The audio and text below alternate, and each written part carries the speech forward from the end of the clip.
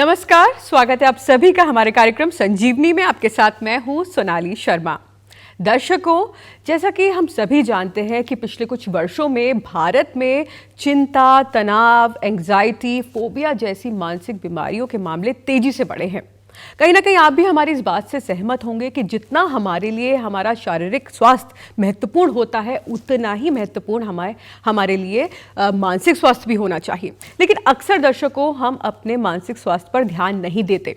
ऐसा इसलिए माना जाता है कि कहीं ना कहीं हमारे पास अपने मानसिक स्वास्थ्य से संबंधित जो जानकारी होती है उसका अभाव होता है। हम अपने मानसिक स्वास्थ्य के बारे में बहुत अच्छे से इसको नहीं समझते, इस विषय को नहीं समझते। लेकिन आज दुनिया भर में मानसिक स्वास्थ्य को लेकर कई तरह के कार्यक्रम और कई तरह का ध्यान दिया जा रहा है।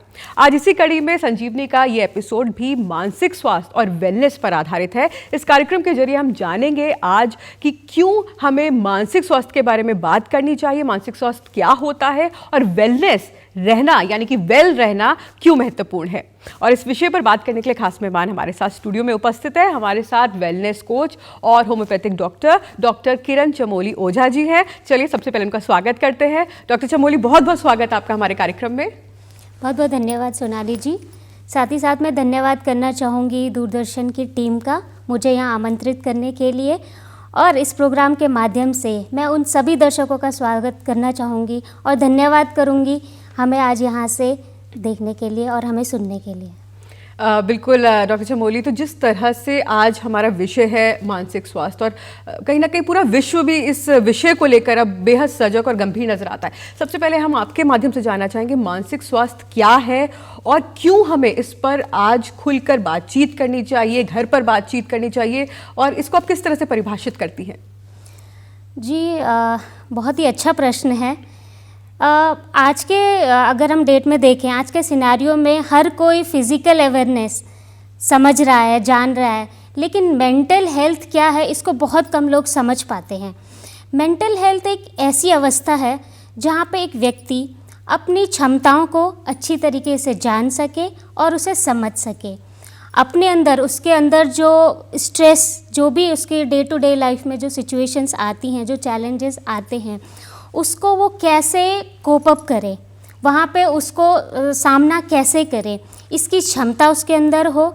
साथ ही साथ जो उसका कार्य हो वो एक प्रोडक्टिव हो, कहीं ना कहीं से वो या तो खुद को भी योगदान दे और हमारे साथ साथ उसके साथ वो समाज को भी वो योगदान प्रदान कर सके। तो इस तरीके से ये जो सारी चीज़ें हैं, इसके कॉम्बिनेशन को हम एक स्वस्थ मानसिक स्थिति कहेंगे। बिल्कुल। मानसिक स्वास्थ्य की जब बात आती है डॉक्टर चमोली, तो कहीं ना कहीं बात वेलनेस की भी आती है। तो ये शब्द, इसका अर्थ क्या है, और मानसिक स्वास्थ्य, मेंटल हेल्थ और वेलनेस में अंतर क्या है? सबसे पहले तो ये दोनों ही हेल्थ की ही कड़ी हैं। दोनों में अंतर ये है कि जो मानसिक स्वास्थ्य है वो सिर्फ हमारे एक मानसिक पहलू पर विशेष प्रकाश डालता है, जैसे कि एक इंसान की भावनाएं क्या है, उसकी सोच किस प्रकार की है, वो किस प्रकार अपने से जुड़े हुए संबंधों के साथ किस तरीके से उनको निभा रहा है, और आपके जो समाज में जितना भी कंट्रीब्यूशन है उसको किस तरीके से दे रहा है। लेकिन वेलनेस की अगर हम बात करें तो वेलनेस, मेंटल एक हेल्थ एक पहलू तो है, लेकिन उसके साथ साथ संतुलन, जो कि हमारी जीवन के सारे पहलू हैं, जितने आयाम हैं, जैसे शारीरिक स्वास्थ्य, मानसिक स्वास्थ्य, हमारा हमारे इमोशंस, उन पे, प्लस हमारा जो ऑक्यूपेशन है, जो हमारा व्यवसाय है वो, और हमारा जैसे स्पिरिचुअलिटी, अध्यात्म, उसमें हमारा क्या, उसकी क्या समझ है, प्लस हमारा सोशल कंट्रीब्यूशन। तो ये सारे जो आयाम हैं हमारे जीवन, जिस पे हमारा जीवन आधारित है, उन सबको वेलनेस कवर करता है। तो वेलनेस और मेंटल हेल्थ को अगर देखा जाए तो मेंटल हेल्थ सिर्फ एक मानसिक स्थिति और भावनाओं पर आधारित है, जबकि वेलनेस जो है वो एक बहुत ब्रॉड स्पेक्ट्रम है और वो इन सारे पहलुओं को ही अपने में समाहित करता है। बिल्कुल। तो मेंटल हेल्थ पर थोड़ा सा और हम बातचीत को आगे बढ़ाते हैं। क्या लक्षण होते हैं डॉक्टर चमोली एक व्यक्ति को, एक नॉर्मल व्यक्ति को, एक स्वस्थ व्यक्ति को मानसिक रूप से पीड़ित व्यक्ति से डिफ्रेंशिएट करने के? कैसे हम समझें कि ये व्यक्ति मानसिक रूप से इसको परेशानी है, या हम खुद में कैसे जानें कि हम कहीं ना कहीं क्या इससे पीड़ित तो नहीं है? तो क्या लक्षण होते हैं मानसिक रूप से जब हमारी स्थिति ठीक नहीं रहती तो? इसके बहुत सारे लक्षण हैं। सबसे पहले तो किसी भी चीज़ को जानने के लिए हमें उसके लिए अवेयर होना ज़रूरी होता है। कई बार ऐसा होता है कि बहुत छोटी चीज़ हमारी लाइफ में आई, हमें थोड़ा सा स्ट्रेस हुआ और हम उसको डिप्रेशन का नाम दे देते हैं। जैसे कि आजकल ये बहुत कॉमन वर्ड हो गया है, छोटे से छोटा बच्चा भी बोलता है कि मुझे स्ट्रेस है, मुझे इस काम का स्ट्रेस है। तो सबसे पहले स्ट्रेस होता क्या है ये जानना बहुत ज़रूरी है। तो इसके सबसे प्रमुख जो लक्षण होते हैं वो ये है कि जो हमारी डे टू डे लाइफ में जो चैलेंजेस हैं उसमें हम पॉजिटिवली कितना हम उसके सामना कर पा रहे हैं, उसको कोप अप किस तरीके से कर पा रहे हैं। प्लस उसमें हम एक चीज़ और ऐड करेंगे कि हमारा माइंडसेट कैसा है वहाँ पे। मतलब अगर कोई स्थिति आई है तो हम उससे घबरा जल्दी जा रहे हैं, या हम थोड़ा सा एक जो हम रूटीन में नॉर्मली एक जो हमारे अंदर जो क्षमता होती है उस तक भी हम नहीं पहुंच पाते हैं। तो कहीं ना कहीं ये भी एक लक्षण है कि हम अपने जो डेली के चैलेंजेस हैं उसको हम सामना नहीं कर पा रहे हैं। इसके साथ ही साथ जो इसका जो कहेंगे हम कि जो भावना है और जो इमोशन है, उदासी है, ये सारी भावनाएं हमारे अंदर इकट्ठी होती जाती है। और या तो ये बहुत कम दिन तक होती है, तो वो एक नॉर्मल स्टेट में भी होता है कि कोई परेशानी आई, हम कुछ दिन तक उदास रहे, या हमारा किसी से बात करने का मन नहीं हुआ, वो एक नॉर्मल है। लेकिन अगर ये 15-20 दिन, 1 महीना या इससे ऊपर जा रहा है, तब कहीं ना कहीं इसको कंसिडर करने की ज़रूरत है। इसके साथ नींद में कमी आना, जो कि बहुत आजकल की अगर हम जीवन शैली को देखें तो नींद बहुत बड़ा और इम्पॉर्टेंट एक पहलू हो चुका है, जिसकी वजह से स्ट्रेस हमारी लाइफ में आ रहा है। तो नींद या तो बहुत ज़्यादा आना, या फिर आना ही नहीं, या फिर बहुत कम आना। तो ये सारी चीज़ें, क्योंकि नींद एक ऐसी ईश्वर ने जो हमें एक प्रदत्त की है नींद, इसको नींद को कहते हैं इज़ इक्वल टू हीलिंग। तो अगर हम नींद अच्छे से नहीं ले रहे हैं तो कहीं ना कहीं हमारे जो डे टू डे लाइफ का जो इतने भी कार्य होते हैं, इसकी वजह से जो हमारे इंटरनली वेयर टियर जो भी होता है, हम उसको हील नहीं कर पा रहे हैं। तो ये एक बहुत बड़ा कारण है। इसके साथ ही भूख ना लगना, या फिर बहुत ज़्यादा भूख लगना, क्योंकि बैलेंस नहीं है। तो वो इम्बैलेंस अगर माइंड में है तो कहीं ना कहीं वो शरीर में या हमारी एक्टिविटीज़ में हमें नज़र आएगा। और बिहेवियर, छोटी छोटी बातों में इरिटेट हो जाना, गुस्सा करना, समझ ना पाना, कंसंट्रेट ना कर पाना, हमारे चारों तरफ क्या चल रहा है ना हम उससे कनेक्ट कर पाते हैं, और ना ही हम चाहते हैं कि हमसे कोई कनेक्ट हो। तो इन अ वे हम खुद को आइसोलेट करने लग जाते हैं। तो ये बहुत बड़ा लक्षण है कि हम सामाजिक जो कार्यक्रम हैं या समाज में जो लोग हैं उनसे दूरी बनाने लग जाते हैं और आइसोलेट करने लगते हैं खुद को। तो कहीं ना कहीं अगर ये हम में है या फिर आपके आसपास कहीं वो किसी में ऐसे लक्षण दिखते हैं तो उस पर बात करना आज की डेट में बहुत आवश्यक हो गया है। डॉक्टर चमोली, आपने बताया कि क्या क्या कारण होते हैं, क्या क्या लक्षण होते हैं। बात अब बीमारियों की करते हैं। जब ये लक्षण धीरे धीरे बढ़ते हैं, और आपने जैसे कहा कि 1-2 दिन नहीं, कम से कम 15-20 दिन अगर ये परसिस्ट करते हैं कहीं ना कहीं, तो किन बीमारियों को की तरफ ये हमें आगे ले जाते हैं? कौन कौन सी ऐसी मानसिक अस्थिरता से जुड़ी बीमारियां हैं जो अब बहुत तेज़ी से बढ़ रही हैं लोगों में, जो बहुत कॉमन होती जा रही हैं? जी, अगर आज की स्टडी के बारे में बात करें तो 80-90% जो प्रॉब्लम्स हैं वो साइकोसोमैटिक हैं। साइको मीन मन, हमारा मेंटल हेल्थ, और सोमा मीन्स बॉडी। तो कहीं ना कहीं हमारा मन और हमारा जो शरीर है वो इस तरीके से एक दूसरे से जुड़े हुए हैं कि जो भी हमारे मन में या माइंड में चल रहा है वो इन अ वे डिजीज़ की फॉर्म में हमारे शरीर में आ रहा है।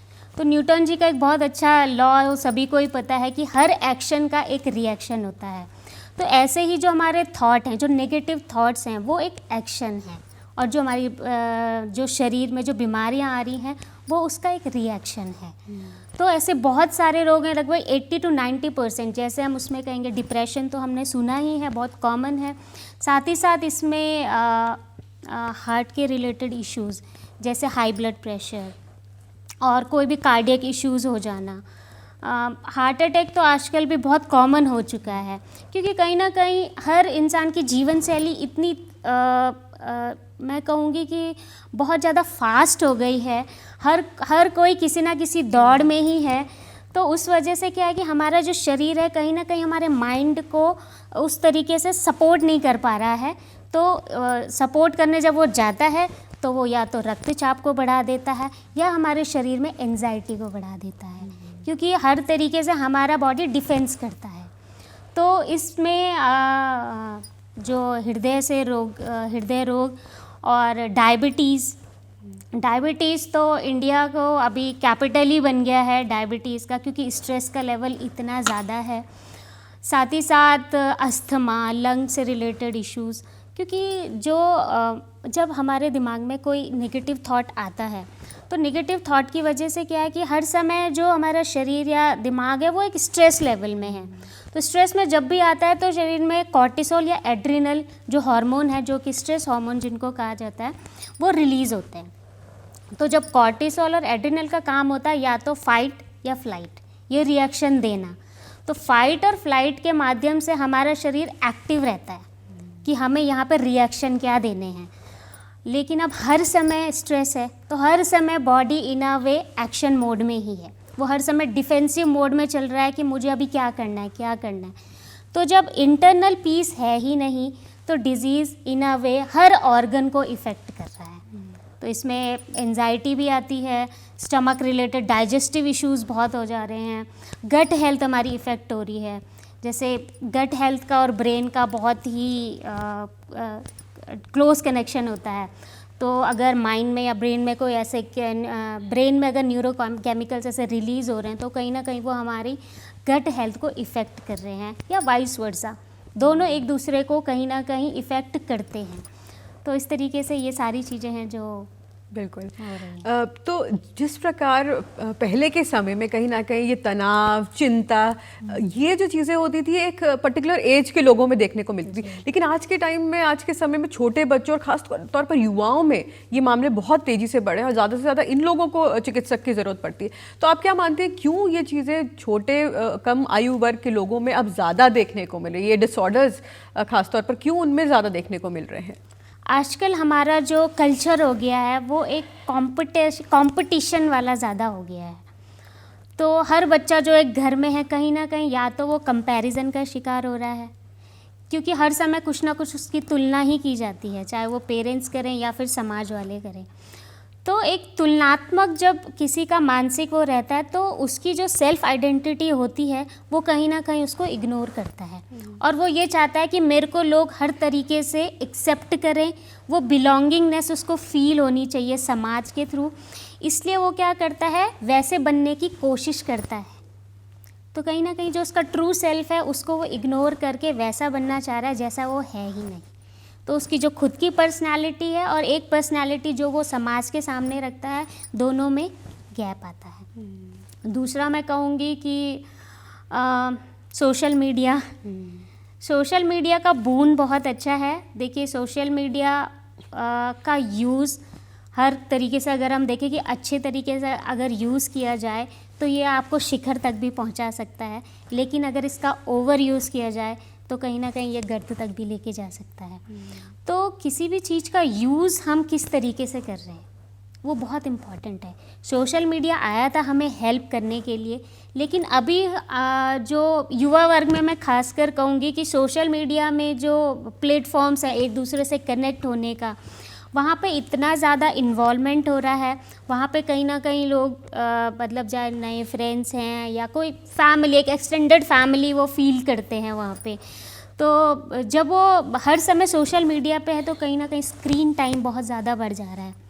तो स्क्रीन टाइम की वजह से क्या है कि एक तो उनकी नींद प्रॉपर नहीं हो रही है, हीलिंग प्रॉपर नहीं हो रही है, खाना वो टीवी देख के खा रहे हैं या किसी सीरीज़ को देख के खा रहे हैं, तो कहीं ना कहीं वो फूड के साथ भी कनेक्टेड नहीं है। तो वो जो न्यूट्रिशन उन्हें भोजन से मिलना चाहिए था वो भी उनको नहीं मिल रहा है, क्योंकि जब तक हमारा फोकस वो उस चीज़ पे नहीं है जो हम कर रहे हैं, तो फिर वो चीज़ हमें वो बेनिफिट नहीं दे सकती जो वो देती है। जैसे पेरेंट्स हैं, बहुत ज़्यादा कंपैरिजन होता है कि हाँ पड़ोस में वो बच्चा ये बन गया या उनका लड़का वहाँ पहुँच गया, तो इस चीज़ की वजह से बच्चे कहीं ना कहीं एक लैकिंग फील करते हैं, जिसकी वजह से वो उनको लगता है कि हम में कोई कमी है। तो वो कमी को पूरा ना करने की बजाय वो ऐसा लगता है उनको कि उसमें वो चीज़ क्यों है। तो ये ईर्ष्या और जलन और इसकी वजह से इरिटेशन माइंड में बहुत बढ़ती जाती है, और ये भावनाएं जब उसके अंदर बढ़ती जाती है तो वो कहीं ना कहीं किसी ना किसी अवसाद का रूप ले लेती है। बिल्कुल। आपने अभी खान पान का भी जिक्र किया। खाने का क्या मेंटल हेल्थ से कोई रिलेशन होता है डॉक्टर किरण, और अगर होता है तो कितना महत्वपूर्ण खान पान हमारा होना चाहिए, और किस टाइमिंग क्या मैटर करता है खाने का, तो इसके बारे में भी आप थोड़ा जानकारी दें। खान पान का तो बहुत बड़ा रोल है। हम कहेंगे कि जो जीवन शैली है, जीवन शैली में हम क्या खा रहे हैं और कैसे खा रहे हैं, दोनों का महत्व अपनी जगह है। क्या खा रहे हैं, जैसे आजकल आप देंगे कि यूथ्स जो है ज़्यादातर जंक फूड्स उनको बहुत पसंद है। जंक फूड का क्या दिक्कत होता है कि इसमें एडेड फ्लेवर्स होते हैं और शुगर कंटेंट होता है, एडेड शुगर्स होते हैं, तो ये एक एडिक्टिव का काम करते हैं। मतलब अगर आप एक बाइट लोगे तो आपका मन करेगा कि मैं एक और बाइट लूँ, एक और बाइट लूँ। तो ये एडिक्शन क्रिएट होता है फास्ट फूड या जंक फूड खाने से। अब ये फूड हमें कोई न्यूट्रिशन तो दे नहीं रहा है, लेकिन ये कहीं ना कहीं हमें एक मेंटल खुशी देता है कि ओके हमने ये खाया या हमें ये पसंद आ रहा है, क्योंकि वो टेस्ट उसका इतना अच्छा है कि वो एक एडिक्शन क्रिएट कर रहा है। दूसरा, साथ ही साथ आजकल पैकेज्ड फूड बहुत हो रहा है, क्योंकि जीवन शैली इतनी ज़्यादा तेज़ हो गई है कि बहुत कम लोग जो हैं, जैसे वर्किंग ज़्यादातर लोग होते हैं, तो वो प्रिफ़र करते हैं कि जल्दी से कोई पैकेज या स्लैप अप मील हो जाए कि हम जल्दी से खा लें और जल्दी से खाना बन जाए, या फिर जल्दी जल्दी में निकल रहे हैं तो घर में खाना नहीं खाया, बाहर खा रहे हैं, तो पैकेज्ड या प्रोसेस्ड दो ही तरीके की चीज़ मिल रही है, उसको खा रहे हैं। तो उसमें भी सेम वही, या तो प्रिजर्वेटिव्स, एडेड चीज़ें, ये कहीं ना कहीं हमारे शरीर को बहुत हार्म पहुंचा रहे हैं और हम इस चीज़ के लिए अवेयर नहीं हैं। हाँ, हम टेस्ट के पीछे तो भाग रहे हैं, लेकिन वो क्षण भर का टेस्ट हमें लॉन्ग टर्म की बीमारी या फिर लॉन्ग टर्म की प्रॉब्लम्स दे जाता है। उस चीज़ को अगर हम समझ गए तो हम काफ़ी कुछ चीज़ों को अपनी लाइफ में सुधार सकते हैं। प्लस कहते हैं जैसा अन्न वैसा मन, तो हम क्या जो खा रहे हैं उसको कहीं ना कहीं हमारे जो शरीर है उसमें या तो वो हमारे ब्लड में ही जा रहा है, तो या वो प्रोटीन बन रहा है या फैट या कार्बोहाइड्रेट, जो कि हमारे माइक्रो न्यूट्रिएंट्स हैं बॉडी की, जो वैल्यूज़ हैं या जो उसकी नीड है वो फूड के माध्यम से लेता है। तो फूड में हम जो भी दे रहे हैं, शरीर उसको इन अ वे अपने जो सेल्स हैं, अपने टिश्यूज़ हैं, उनको बनाने में, उनके प्रोडक्शन में वो यूज़ कर रहा है। तो अगर हम हेल्दी चीज़ और न्यूट्रिशियस चीज़ नहीं खा रहे हैं तो वो न्यूट्रिशन कहाँ से लेगा। तो इस वजह से आजकल न्यूट्रिशनल डिप्राइव्ड प्रॉब्लम बहुत ज़्यादा हो रही है। कहीं ना कहीं लोग डिपेंड हो रहे हैं सप्लीमेंट्स पे या फिर मेडिकेशन पे। उनको लगता है कि बाहर से, चलो अगर हमें फूड से वो चीज़ नहीं मिल रही तो हम मेडिसिन से ले लें। तो हम एक छोटी सी बात नहीं समझ पाते हैं कि अगर हमें कोई बन बनाए खाना दे दे तो हम क्यों बनाएंगे। तो सेम हमारे शरीर के साथ भी होता है। शरीर बोलेगा अगर मुझे बन बना हार्मोन या एंजाइम बाहर से ही मिल रहा है तो मैं क्यों बनाऊं। तो इस तरीके से वो अपना भी जो कार्य है वो करना कम कर देता है। तो फूड का बहुत बड़ा रोल है। और मैं कहना चाहूँगी कि अन्न हम क्या खा रहे हैं उसके साथ साथ इम्पॉर्टेंट है हम कैसे खा रहे हैं। आज की अगर हम लाइफ देखें तो हर कोई भागा दौड़ी में है। किसी को जल्दी स्कूल पहुंचना है, किसी को जल्दी ऑफिस पहुंचना है, या फिर अगर टाइम है तो कुछ ना कुछ एक एंटरटेन चाहिए जब हम खाना खा रहे हैं। तो हम ये नहीं समझ पाते हैं कि जो हम खा रहे हैं उसके साथ हम मेंटल ईटिंग भी कर रहे हैं। क्योंकि जो हमारा जो माइंड है वो अपना खाना हमारे सेंसेस के थ्रू लेता है। जैसे वो क्या देख रहे हैं, क्या सुन रहे हैं, है ना, और वातावरण में जो भी चीज़ें हैं वो कहीं ना कहीं अपने सेंसेस के थ्रू उसको एब्जॉर्ब कर रहे हैं। तो बहुत इम्पॉर्टेंट है कि हम माइंडफुलनेस के साथ खाना खाएं। बिल्कुल। डॉक्टर किरण, आप होम्योपैथिक चिकित्सक भी हैं, ऐसे में क्या जब मानसिक अस्थिरता होती है तो क्या होम्योपैथी में इसका इलाज भी संभव है? किस तरह से किया जाता है अगर संभव है तो? जी बिल्कुल संभव है। होम्योपैथी एक बहुत ही ब्यूटीफुल साइंस है, क्योंकि इसकी एक चीज़ मुझे बहुत अच्छी लगती है। होम्योपैथी में कहते हैं कि we treat man in disease, not disease in man. मतलब कि हम कोई डिज़ीज़ को ठीक नहीं कर रहे हैं, हम एक इंसान जो एज अ होल है उसको ठीक कर रहे हैं। तो उसमें एक होलिस्टिक अप्रोच है। उसमें सिर्फ ये नहीं है कि कोई बीमारी है उसका लक्षण पकड़ो और उसमें दवाई दे दो, ऐसा नहीं होता है। इसमें यह है कि उसका ऑल ओवर पूरा जो उसकी हिस्ट्री है, उसके ज़िंदगी के हर पहलू पे प्रकाश डाला जाता है और कहीं ना कहीं से वो कारणों को ढूंढने की कोशिश की जाती है कि किस वजह से इसको ये प्रॉब्लम आई है। तो होम्योपैथी में बहुत सारी मेडिसिन्स ऐसी हैं जो मेंटल हेल्थ पे बहुत अच्छे से वर्क करती हैं। बहुत से केसेस में देखती हूँ बहुत अच्छे से रिवाइव होते हैं। बट साथ ही साथ ये जानना भी बहुत ज़रूरी है कि सिर्फ दवाई ही इसका सल्यूशन नहीं है। दवाई के साथ साथ एक अच्छी जीवन शैली और एक अच्छा healthy body, healthy mind is very important. कहते हैं कि एक पॉजिटिव थिंकर को कोई पॉइज़न मार नहीं सकता और किसी नेगेटिव थिंकर को कोई दवाई भी हील नहीं कर सकती। तो हमारा माइंड सेट क्या है, हमारा जो पॉजिटिविटी है वो बहुत हेल्प करती है। मैंने बहुत से पेशेंट ऐसे देखे हैं कि जो एक बहुत नेगेटिव माइंडसेट वाले होते हैं और एक पॉजिटिव माइंडसेट वाले होते हैं। तो पॉजिटिव माइंडसेट वाले लोग जल्दी रिवाइव कर लेते हैं। बिल्कुल। तो डॉक्टर किरण, पॉजिटिव कैसे रहें और किस तरह से अपने मन को हम इस तरह से ऊर्जावान रखें कि ये सारे जो स्ट्रेस है, ये तनाव है या जो भी मानसिक स्थिरता से जुड़ी जितनी भी बीमारियां हैं ये हम तक ना पहुंच पाए? किस तरह की जीवन शैली होनी चाहिए? क्या हर दिन का हमारा किस तरह से सुबह उठें, कैसे रात तक हमें किस तरह से ऊर्जावान खुद को रखना चाहिए ताकि ये मेंटल हेल्थ हमारी बहुत अच्छी रह सके? देखिए, इसमें जीवन शैली पे ही मैं प्रकाश डालना चाहूँगी, क्योंकि जीवन शैली एक बहुत महत्वपूर्ण हिस्सा है। हम लाइफ को बहुत फॉर ग्रांटेड लेने लगे हैं, लेकिन कहीं ना कहीं हमें ये समझना है कि अगर हम आए हैं तो कुछ ना कुछ मतलब एक दिन हमें जाना ही है। लेकिन उसके बर्थ और डेथ के बीच जो हमारी लाइफ होती है वो हमारी चॉइस होती है। तो हमारी चॉइस कैसी है वो जानना बहुत ज़रूरी है और उस पर प्रकाश डालना भी बहुत ज़रूरी है। तो लाइफ के 6 पिलर्स ऐसे हैं जिनमें हमें फोकस करना चाहिए। पहला तो जैसे मैंने फूड का बताया कि हम क्या खा रहे हैं, प्लस हम कैसे खा रहे हैं। फिर उसमें आता है कि हम डे टू डे लाइफ में एक्टिविटी कितना कर रहे हैं, हमारी फिज़िकल एक्टिविटी कितनी है। ये बहुत महत्वपूर्ण है कि कहीं ना कहीं ओवर थिंकिंग है तो उसको हम बॉडी के थ्रू बैलेंस कर सकते हैं, क्योंकि माइंड और बॉडी अपने एक दूसरे के साथ बहुत अच्छी तरीके से कनेक्ट होते हैं। तो माइंड में अगर ओवर थिंकिंग है तो उसको हम बॉडी के थ्रू बैलेंस करते हैं। कैसे? फिज़िकल एक्टिविटी के थ्रू। तो मूवमेंट इज़ इम्पॉर्टेंट। तो सुबह उठिए, जॉगिंग करिए, कुछ एक्सरसाइज ऐसी कीजिए जिसमें आपके पूरे शरीर की जो मांसपेशियाँ हैं उनमें रक्त संचार बढ़े और पॉजिटिव एनर्जी का फ्लो हो।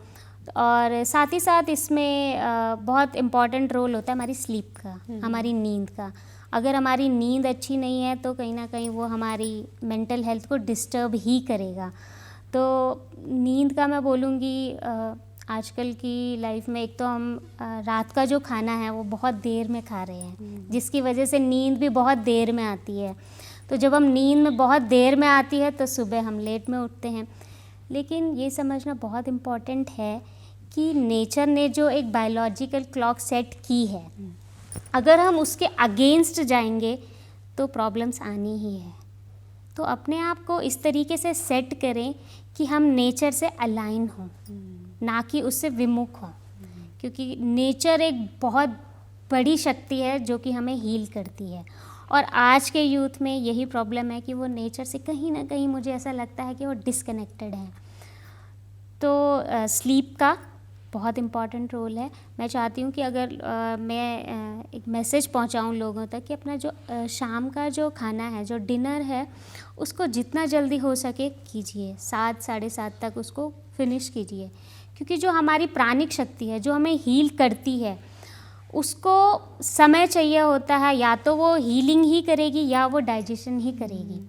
तो अगर हम लेट खाना खाते हैं तो हमारी जो सारी शक्ति, क्योंकि 90% जो हमारी एनर्जी है वो डाइजेशन को चाहिए ही होती है, तो अगर हम खाना लेट खाएंगे तो सारी एनर्जी डाइजेशन में चली जाएंगी और जो हमारी जो हीलिंग का टाइम है वो कहीं ना कहीं चला जाएगा। तो खाना जल्दी खाएंगे तो हमारे पास शक्ति बचेगी ताकि वो हील कर सके। और जो मेलाटोनिन एक हार्मोन होता है जो कि जिसका टाइम होता है 10 बजे से लेकर 2 बजे तक, वो हमारे शरीर में सीक्रेट होता है और वो एज अ वैक्सीन काम करता है हमारी बॉडी में, जो कि हीलिंग मैकेनिज़्म में बहुत हेल्पफुल है। तो अगर हम 10 बजे तक नहीं सोए तो हमारे अंदर कहीं ना कहीं वो हार्मोन की हम क्वांटिटी को और क्वालिटी को भी डिक्रीज़ कर रहे हैं।